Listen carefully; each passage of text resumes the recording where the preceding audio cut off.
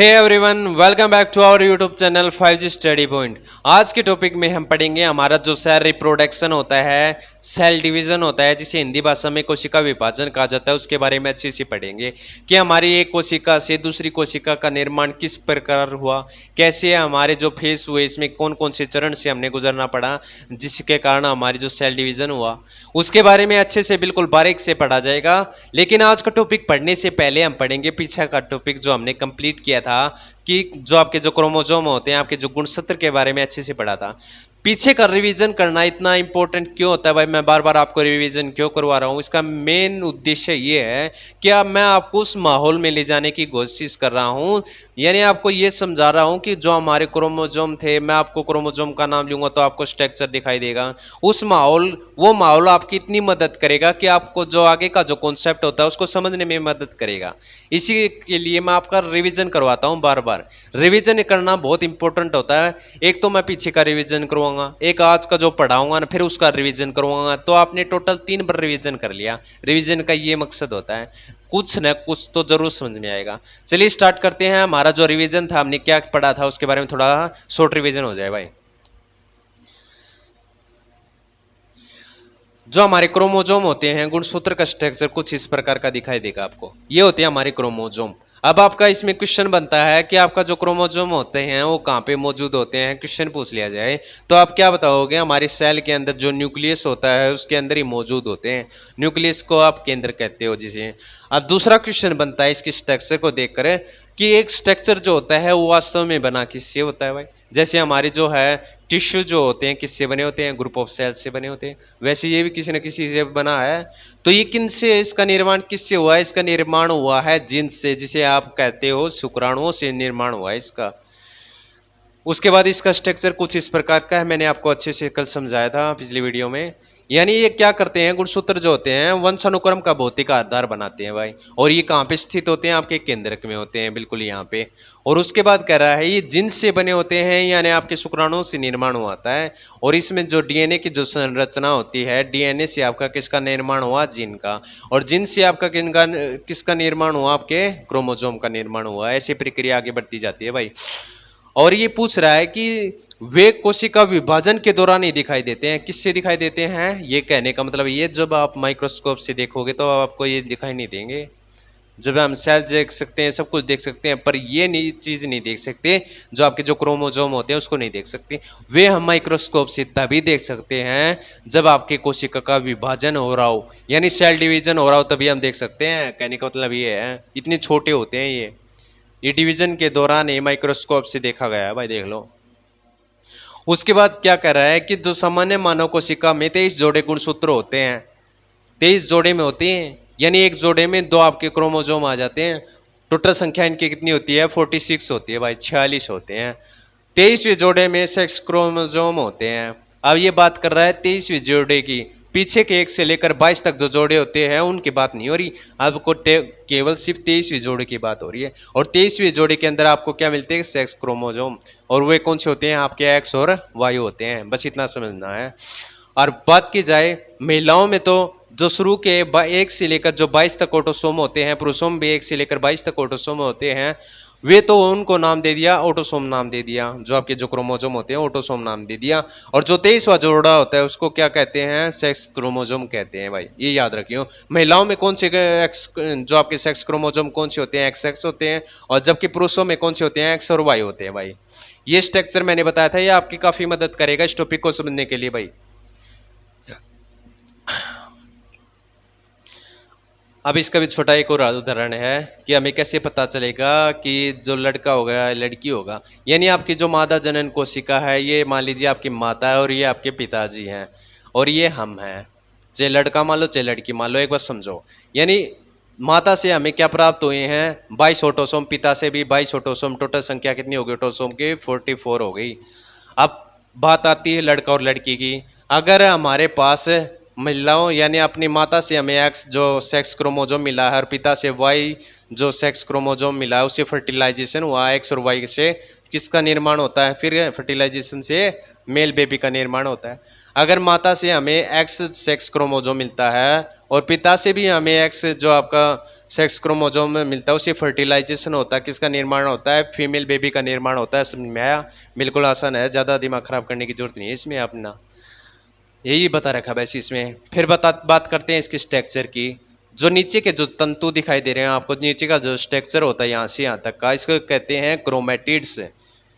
और इसका जो बीच का जो हिस्सा होता है, जो ऊपर के जो आपके जो पार्ट को जोड़ता है और नीचे के पार्ट को जोड़ने का काम करता है, किसका काम होता है, सेंट्रोसोम का होता है। या इसे हम प्राइमरी कंस्ट्रक्शन भी कह सकते हैं, यानी प्राथमिक संकुचन भी कहा जाता है। और ये कलर कैसा है इसका, रेड कलर में मिलता है आपको ये।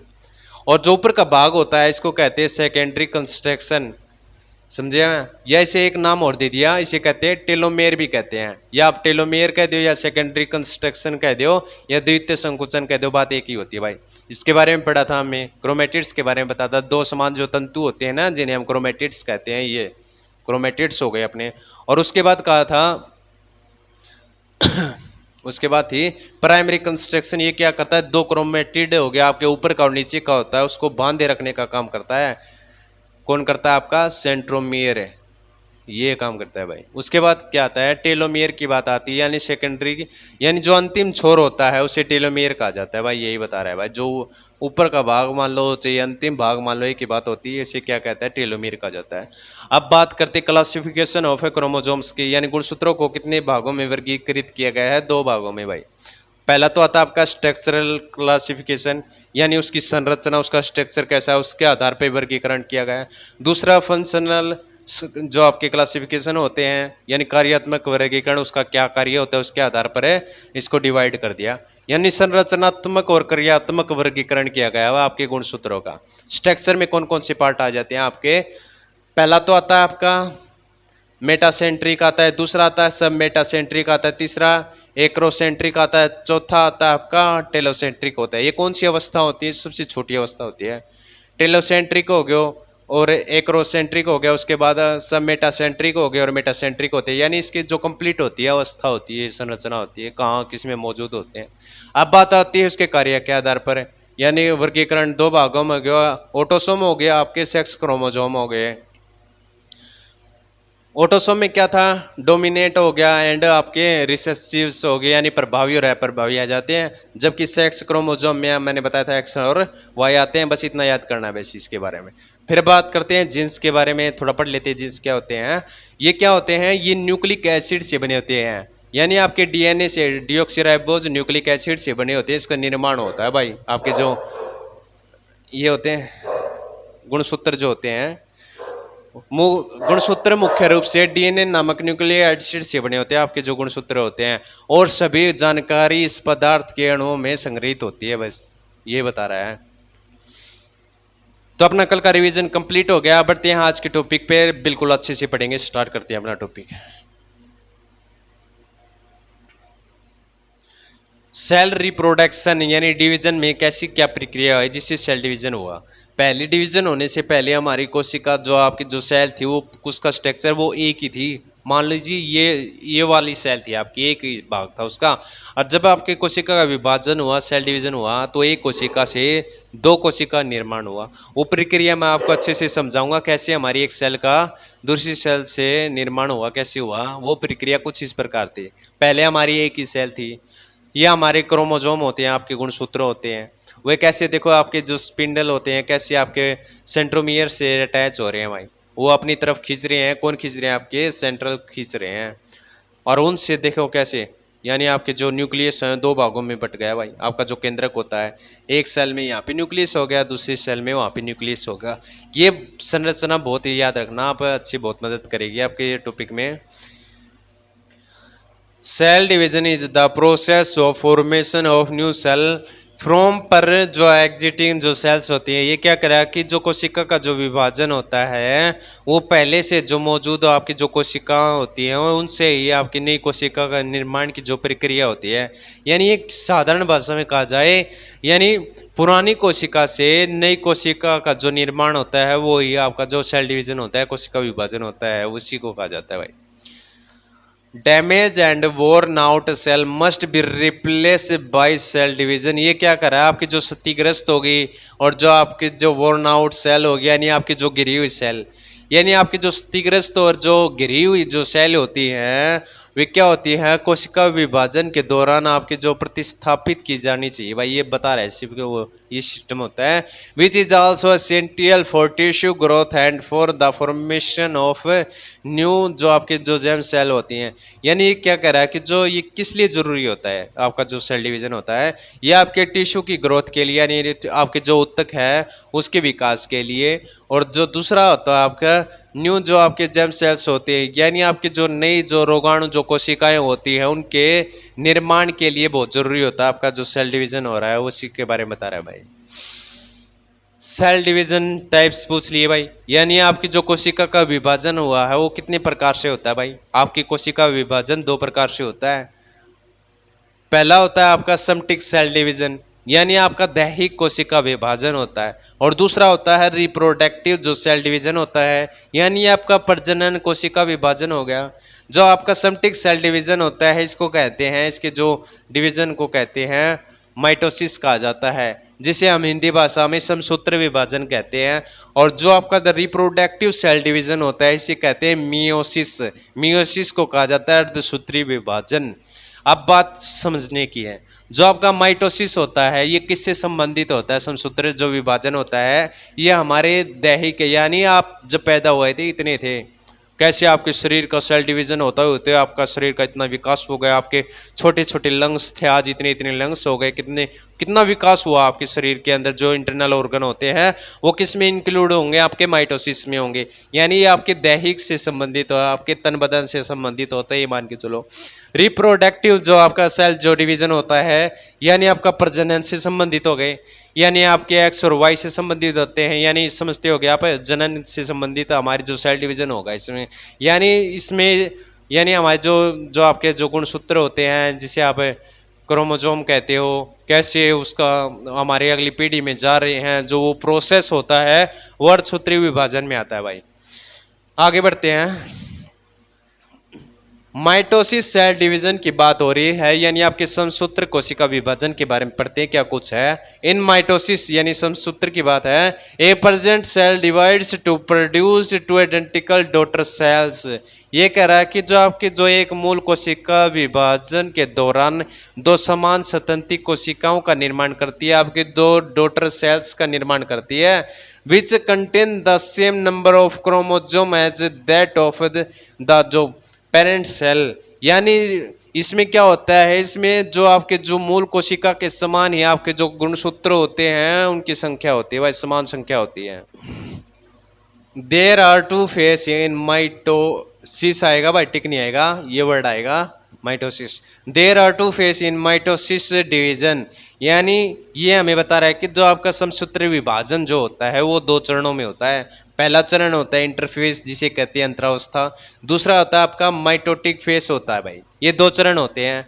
कंफ्यूज होने की बात नहीं है, हमने सोचो हमने क्या पढ़ा, पहले हमने पढ़ा था सेल डिवीजन के बारे में कि कितने टाइप्स के होते हैं कोशिका विभाजन, हमने बताया था माइटोसिस और मियोसिस बताया था। माइटोसिस को क्या कहा जाता है, समसूत्र विभाजन, मियोसिस को कहा जाता है अर्धसूत्र विभाजन। माइटोसिस में हमने क्या पढ़ा है कि माइटोसिस में जो फेस होते हैं कौन से होते हैं, चरण कौन कौन से होते हैं, पहले स्थान पर हमने पढ़ा है इंटरफेस होता है, दूसरे स्थान पर कौन सा आता है, माइटोटिक फेस होता है। बस आसान है, बस इतना याद करना है बस आपको, और आगे बढ़ते हैं। माइटोसिस का जो पहला चरण होता है उसे हम कहते हैं इंटरफेस यानी अंतरावस्था कहा जाता है। इसमें पढ़ते हैं क्या कुछ है, the stage of cell in between division is called interphase, यानी विभाजन के बीच की जो कोशिका की जो अवस्था होती है उसे अंतरावस्था कहते हैं। समझे नहीं समझे हो गए, यानी आपका ये स्टॉप पॉइंट है और ये स्टार्टिंग पॉइंट है। स्टॉप और स्टार्टिंग के जो बीच की जो अवस्था होती है, जो चरण होता है, उसी इंटरफेस कहा जाता है, अंतरावस्था कहा जाता है। इससे भी नहीं समझोगे आप, डायग्राम से समझाता हूँ। ये हमारी सेल डिवीजन यहाँ पे स्टॉप है, बिल्कुल रुका हुआ है, जबकि यहाँ पे स्टार्ट हो चुका है। ये मान के चलो स्टॉप और स्टार्टिंग का जो बीच का जो पोर्शन होता है उसे क्या कहते हैं, उस चरण को कहते हैं इंटरफेस, अंतरावस्था कहा जाता है। बस ये मान के चलो आप। फिर क्या कह रहा है, ड्यूरिंग दिस स्टेज, यानी इस प्रक्रिया के दौरान या स्टेज के दौरान, रिप्लिकेशन ऑफ डीएनए, जो आपके सेंट्रोसोम हो गए, आपके जो सेंट्रियोल ओसर हो गए, यानी आपका डीएनए भी आ गया, आपका सेंट्रोसोम हो गया, और आपके जो सेंट्रियोल होते हैं इनकी प्रतिकृति होती है। एंड यानी और द सेल ग्रोज, यानी इसमें कोशिका का जो वृद्धि होती है, विकास होता है, फॉर सेल डिवीजन, और कोशिका विभाजन की जो प्रक्रिया होती है वो प्रारंभ हो जाती है भाई इसमें। The chromosome are not visible this phase, ये कह रहा कि इसमें आपकी इस जो अवस्था होती है, इंटरफेस होती है, इसमें आपके जो क्रोमोजोम होते हैं गुणसूत्र स्पष्ट नहीं दिखाई देते आपके माइक्रोस्कोप से, यानी सूक्ष्मदर्शी से देखना असंभव होता है भाई। इस जो यह जो इंटरफेस की जो अवस्था होती है, देखो यहाँ पे बिल्कुल धागे जैसी संरचना दिखाई दे रही होगी आपको, बिल्कुल इसमें क्रोमोजोम नहीं दिख रहे, बल्कि इसमें स्पष्ट दिखाई देने लग रहे हैं आपके प्रोफेस में, इसमें अच्छे से दिखाई देंगे, जबकि इसमें इंटरफेस में बिल्कुल नहीं दिखाई दे रहे। बढ़ते हैं आगे, क्या कर रहा है, the process of cell division occurring in somatic cell is called mitosis. ये बात कर रहा है आपकी दही कोशिका के बीच जो कोशिका विभाजन की जो प्रक्रिया होती है उसे क्या कहते हैं, माइटोसिस कहा जाता है, यानी समसूत्र विभाजन कहा जाता है। This phase consist of 2 stage, और ये जो आपका जो माइटोसिस का जो पड़ाव होता है, जो चरण होते हैं, 2 भागों में बंटता भाई। कौन कौन से भाग आ जाती है इसके अंदर, पहला जो अलग होगा वो पहले क्या होगा, न्यूक्लियर का होगा, यानी न्यूक्लियर डिवीजन, परमाणु अलग होगा भाई। फिर उसमें बाद आता है आपका साइटोप्लाज्मिक डिवीजन होगा, यानी इसमें कोशिका द्रव्य का विभाजन होगा। इसमें 2 चरण होंगे अलग होने के लिए, पहले तो आपके न्यूक्लियर का डिवीजन होगा, फिर आपका जो साइटोप्लाज्म होता है कोशिका द्रव्य का विभाजन होगा भाई, यही बता रहा है। जो आपका न्यूक्लियर डिवीजन होगा तो इसमें क्या कुछ कौन सी स्टेज होगी, पहली स्टेज आगे आपके न्यूक्लियर में प्रोफेज होगी, फिर आगे मेटाफेज, फिर आगे आपकी एनाफेज और टेलोफेज होती हैं। यानी आपकी प्रोफेज से लेकर जो टेलोफेज तक होगी वो कौन सी अवस्था होंगी, आपकी न्यूक्लियर डिवीजन की होंगी, यानी इसमें न्यूक्लियर का डिवीजन होगा बस इसमें, इस अवस्था में भाई। प्रोफेज की बात और करते हैं, जो आपका प्रोफेज जो चरण होता है उसमें क्या कुछ होता है, the chromatin fibre condense and shorten to form chromosome, यानी क्रोमेटिन जो फाइबर होते हैं इन्हें धागे तंतु भी कह सकते हो, कंडेंस को हम कह सकते हैं, संघनित भी कह सकते हैं, गाढ़ा भी कह सकते हैं। यानी जो आपके क्रोमेटिन जो फाइबर तंतु होते हैं वे संघनित होकर एक छोटा गुणसूत्र का निर्माण करते हैं, बीच कंसिस्ट ऑफ 2 क्रोमेटिड्स, जिसमें क्या होता है 2 क्रोमेटिड्स होते हैं भाई। यानी ये हो गया आपका क्रोमेटिन जो फाइबर होता है संघनित होकर किसका निर्माण हो गया, छोटे गुणसूत्र का निर्माण हो गया। और इसमें क्या होते हैं 2 क्रोमेटिड्स हो गए, ये पोर्शन हो गया, ये वाला भाग होते हैं इसके अंदर मौजूद होते हैं।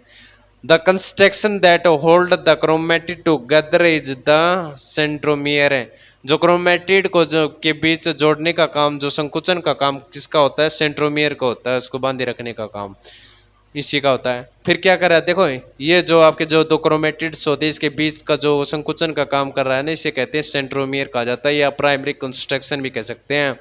इन लेट प्रोफेस, यानी जो आपके जो प्रोफेस की जो अंतिम चरण होता है, अंतिम जो अवस्था होती है, mitotic spindle gets attach to centromere, जो माइटोटिक स्पिंडल होते हैं, जो धागे निकलते हैं वो किससे अटैच होते हैं, आपके सेंट्रोमियर बीच में अटैच होते हैं।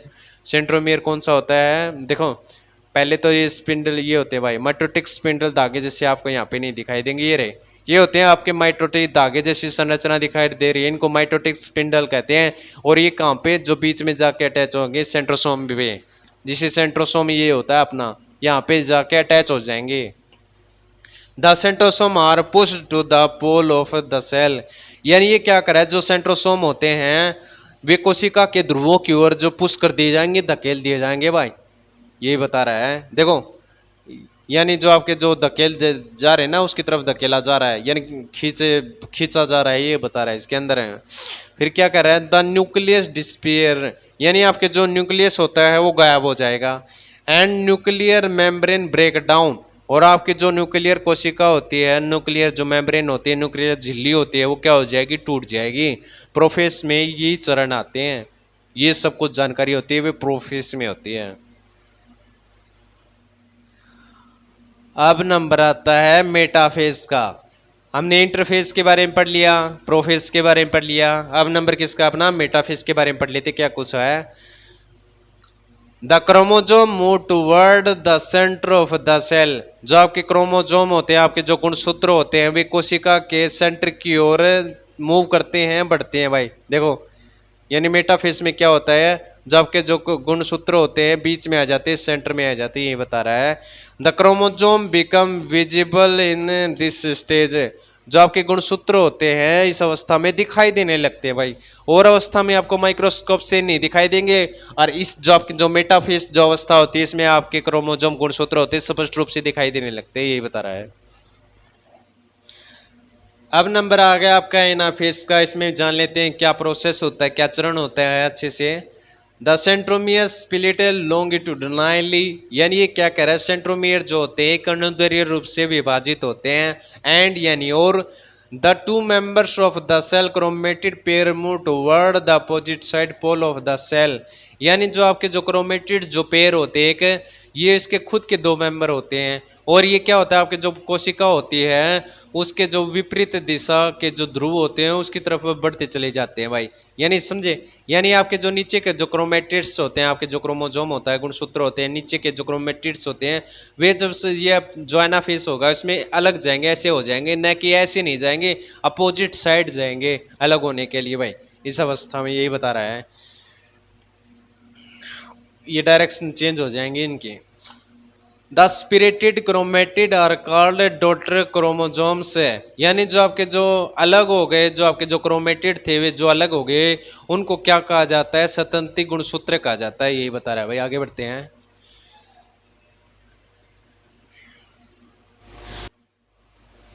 अब नंबर आता आपके टेलोफेज का आता है भाई।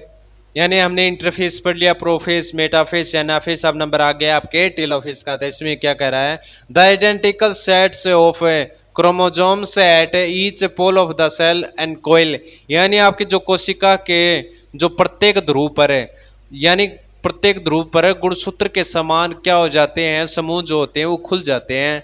एंड फॉर्म क्रोमेटिन थ्रेड्स, जो आपके क्रोमेटिन धागे भी होते हैं इसमें बनते हैं भाई, यही बता रहा है। The nuclear envelope forms around each chromatin mass. यानी ये क्या कर रहा है, यानी प्रत्येक क्रोमेटिन जो द्रव्यमान होता है उसके चारों ओर एक नाभिक आवरण बनता है। न्यूक्लिक रिपेयर, यानी आपका नाभिक बोल दो, केंद्रक जो होता है वो वापस आ जाता है। एंड माइटोटिक जो स्पिंडल डिस्पियर्स, जो आपके जो माइटोटिक जो स्पिंडल होते हैं वे क्या हो जाते हैं, बिल्कुल गायब हो जाते हैं। फिर आती है अपनी ये अवस्था आती है साइटोप्लाज्मिक डिवीजन आ जाता है। इसके बारे में और पढ़ लेते हैं। साइटोप्लाज्मिक यानी कोशिका का जो द्रव्य का जो विभाजन होता है वो किस प्रकार होता है भाई। Cytoplasmic division began in late anaphase और अर्ली टेलोफेज ऑफ माइटोसिस। यानी जो आपका जो कोशिका के जो द्रव का विभाजन जो होता है कब, माइटोसिस के एनाफेज में का जो अंतिम होता है, अंतिम भाग, और ईयरली टेलोफेस।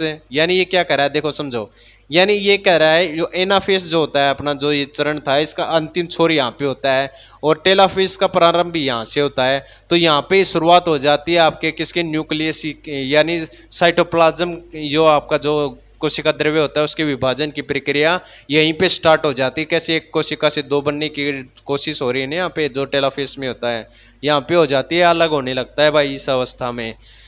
तो एक छोटा रिवीजन हो जाए, हमने आज कुछ टॉपिक में क्या कुछ पढ़ा था उसका रिवीजन कर लेते हैं। रिवीजन बहुत जरूरी होता है। स्टार्टिंग में मैंने करवा दिया था पिछली वीडियो का, आज का और करवा देता हूँ आपका, कम से कम कल फिर करवाऊंगा तो 3 रिवीजन हो जाएंगे, आपको कुछ ना कुछ जरूर अवश्य समझ में आएगा। चलिए स्टार्ट करते हैं। सेल रिप्रोडक्शन यानी डिवीजन में हमने पढ़ा था कि कैसे हमारे जो एक कोशिका से दो कोशिका का निर्माण हुआ है, एक सेल से कैसे नई सेल से कैसे पुरानी सेल का निर्माण हुआ है, इसमें पढ़ा था हमने। फिर ये पढ़ा था कि पहले जो हमारी जो पहले कोशिका जो होती है विभाजन, पहले से जो मौजूद कोशिकाओं से नई कोशिका के निर्माण की जो प्रक्रिया होती है ये पहले से ही मौजूद होती है, उससे ही कोशिका से नई कोशिका का निर्माण होता है, यही बता रहा है। उसके बाद कह रहा है इसके टाइप्स के बारे में, यानी कोशिका विभाजन कितने प्रकार का होता है। पहले स्थान पर आता है माइटोसिस और दूसरे स्थान पर मियोसिस। माइटोसिस को कहा जाता है समसूत्री विभाजन, मियोसिस को कहा जाता है अर्धसूत्री विभाजन कहा जाता है। हमने इसके बारे में अच्छे से पढ़ा था। माइटोसिस क्या होता है। माइटोसिस में हमने ये पढ़ा था कि इसमें आगे दो चरण होते हैं जिन्हें इंटरफेस कहा जाता है और माइटोटिक फेस कहा जाता है। और इसी के अंदर और भी फेस होते हैं भाई इंटरफेस के अंदर। इंटरफेस में हमने क्या क्या पढ़ा था, यानी विभाजन के जो बीच की जो कोशिका की जो अवस्था को अंतरावस्था कहते हैं भाई, यही समझा था आज। यानी समझोगे बीच की अवस्था कैसे, स्टॉप पॉइंट और स्टार्ट पॉइंट के जो बीच की जो अवस्था होती है उसे इंटरफेस कहा जाता है। इस अवस्था के दौरान जो आपके डीएनए सेंट्रोसोम सेंट्रोल जो प्रतिकृति होती है और कोशिका जो होती है बढ़ती है, विकास होता है और कोशिका विभाजन के लिए तैयार हो जाती है। किस अवस्था में, इंटरफेस में हो जाती है भाई। और इस अवस्था में हमें क्या दिखाई नहीं देते हैं, इस अवस्था में हमें गुणसूत्र नहीं दिखते। किससे, माइक्रोस्कोप से दिखाई नहीं देते, वे आगे जो प्रोसेस होता है उसमें दिखाई देते हैं। स्पष्ट रूप से आपके मेटाफेस में दिखाई देने लगते हैं। आपके जो गुणसूत्र होते हैं आपके क्रोमोसोम्स होते हैं। फिर क्या कह रहा है, हमने पढ़ा था कि इसके भी दो फेस होते हैं भाई। पहले स्थान पर आता है न्यूक्लियर डिवीजन, जिसमें आपके केंद्र का विभाजन होता है यानी आपके परमाणु का विभाजन होता है। दूसरा आता है आपका साइटोप्लाज्मिक डिवीजन, यानी आपका जो कोशिका का जो द्रव्य होता है उसका विभाजन होता है। साइट जो न्यूक्लियर डिवीजन्स में कौन कौन से जो स्टेज चरण होते हैं, प्रोफेस हो गया, मेटाफेस, एनाफेस और टेलोफेस आ जाते हैं। यही चरण होते हैं आपके न्यूक्लियर का जिसमें डिवीजन होता है, यानी प्रोफेस, मेटाफेस, एनाफेस इसी में होता है भाई। और प्रोफेस के में हमने पढ़ा था कि जो होते हैं प्रोफेस क्रोमेटिन फाइबर होकर एक छोटा गुणसूत्र बनाते हैं जिसमें दो क्रोमेटिड्स होते हैं, यानी नीचे के दो मैंने बताया था जो तंतु होते हैं ये होते हैं आपके जो क्रोमेटिड्स होते हैं, यही दो तंतु होते हैं। और ये संकोचन सेंट्रोमियर से बंधे होते हैं, यानी ये यहाँ इससे बंधे होते हैं, सेंट्रोमियर या सेंट्रोसोम्स कहते हो आपके, इससे बंधे होते हैं। और ये क्या कर रहा है कि जो प्रोफेस जो होता है, प्रोफेस के अंतिम चरण में जो माइटोटिक स्पिंडल जो होते हैं सेंट्रोसोम से जुड़ जाते हैं। सही कह रहा है, यह स्पिंडल से जुड़ जाएंगे, यानी ये सेंट्रोसोम्स होते हैं ना स्पिंडल से जुड़ जाते हैं कि माइटोटिक स्पिंडल से जुड़ते हैं भाई। उसके बाद हमने पढ़ा था प्रोफेस में कि न्यूक्लियस जो होता है वो गायब हो जाता है और परमाणु झिल्ली हमारी जो होती है वो टूट जाती है। ये भी सीखा था आज के टॉपिक में हमने। फिर मेटाफेस में हमने क्या पढ़ा था कि गुणसूत्र बिना किसी निश्चित अवस्था के कोशिका द्रव्य में रहते हैं भाई। ठीक है, ये अच्छी बात है। गुणसूत्र के केंद्र की ओर बढ़ते हैं भाई। गुणसूत्र जो होते हैं मेटाफेस में क्या होता है, गुणसूत्र जो होते हैं कोशिका के केंद्र की ओर बढ़ते हैं, यानी बीच में आने लगते हैं या केंद्रक में आने लगते हैं। और फिर क्या होता है, इस अवस्था में गुणसूत्र जो हमें दिखाई देने लगते हैं, यानी माइक्रोस्कोप से बिल्कुल स्पष्ट दिखाई देने लगेंगे आपके जो क्रोमोसोम्स होते हैं यानी गुणसूत्र जो होते हैं। फिर आते हैं अपना एनाफेस आता है। एनाफेस में हमने पढ़ा था कि कैसे अलग होते हैं ये आपके जो अलग होते हैं, जो आपके जो क्रोमेटिड्स अलग हो जाएंगे उन्हें डॉटर क्रोमोसोम्स कहते हैं, यानी स्वतंत्र गुणसूत्र कहा जाता है उनको। इस टेलोफेस में पढ़ा था हमने जो कोशिका के प्रत्येक ध्रुव पर गुणसूत्र के समान समूह खुल जाते हैं जिन्हें क्रोमेटिन धागे बनते हैं भाई, ये बताया था आपको। और ये बताया था कि साइटोप्लाज्मिक डिवीजन के बारे में बताया था कि ये कब प्रारंभ होती है। ये अवस्था जब प्रारंभ होती है, एनाफेस का जो अंतिम छोर होता है यहाँ पे होता है, और टेलोफेस का जब प्रारंभ होता है, इस अवस्था के बीच आपके जो होता है साइटोप्लाज्मिक डिवीजन होता है, यानी कोशिका द्रव्य का विभाजन होता है। तो आज की क्लास इतनी थी। उम्मीद करता हूँ आपको कुछ ना कुछ अवश्य समझ में आया होगा। अगर कुछ समझ में आया होगा तो लाइक कीजिएगा, शेयर कीजिए, सब्सक्राइब कीजिएगा। Thank you so much.